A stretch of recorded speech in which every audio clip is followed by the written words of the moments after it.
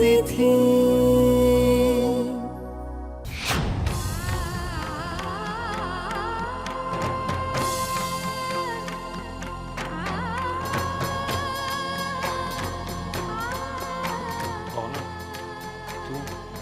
ওদিকে কি দেখছো? আই গেস ও মিস্টার ভাদুরীর কাছে সত্যিটা যাচাই করে নিতে চায়, তাই তো?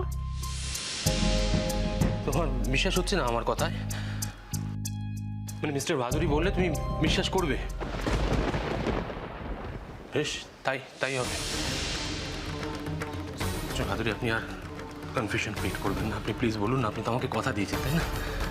ওনাকে আমার কাছে ফিরিয়ে দেবেন সারা জীবনের জন্য। কি হলো মিস্টার ভাদুরী, আপনি কিছু বলছেন না কেন? দেখুন, আমাকে সবার সামনে মিথ্যাবাদী প্রমাণ করবেন না, প্লিজ কিছু বলুন। মিস্টার ভাদুরী প্লিজ ব্যাপারটা মিটিয়ে ফেলুন। আপনি কথা দিয়েছিলেন তো, বলুন। হ্যাঁ হ্যাঁ, কথা দিয়েছিলাম, কিন্তু এটা আমি শুনতে চাইছিলাম। ব্যাস, ঠিক আছে মিস্টার তুমি শুনলেন, মিস্টার ভাদুরী আমাকে কথা দিয়েছিলেন। চলো প্লিজ। মীরা কোথাও যাবে না মিস্টার মল্লিক।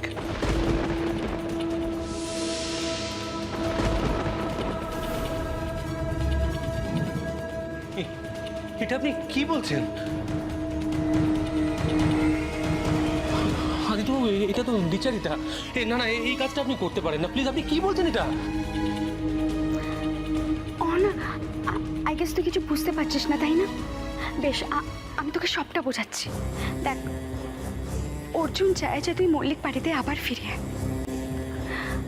আর আমি আমার হাজবেন্ডের ইচ্ছেকে সম্মান করি। আমি এইভাবে অর্জুনকে গুমড়ে গুমড়ে থাকতে দেখতে পারছি না, ওর কষ্ট আমি সহ্য করতে পারছি না। না, তাই আমি তোর কাছে রিকোয়েস্ট করছি, তুই প্লিজ ওই বাড়িতে ফিরে চল প্লিজ। না, ওকে এইভাবে আর দূরে সরিয়ে রাখিস না। না, হয়ে গেছে, এবার বন্ধ কর তোর এই ভালো মানুষের নাটক। তোর আসল চেহারাটা সবাই জানে। দেখুন, আপনার মতো মানুষের এই কাজটা শোভা পায়।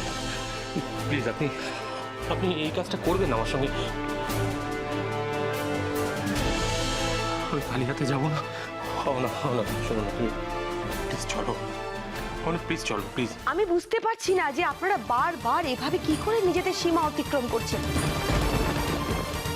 একজন অন্য লোকের বাড়িতে তাদের পারমিশন ছাড়া ঢুকে বারবার কিভাবে নিজেদের জোর খাটানোর চেষ্টা করছেন বলুন তো?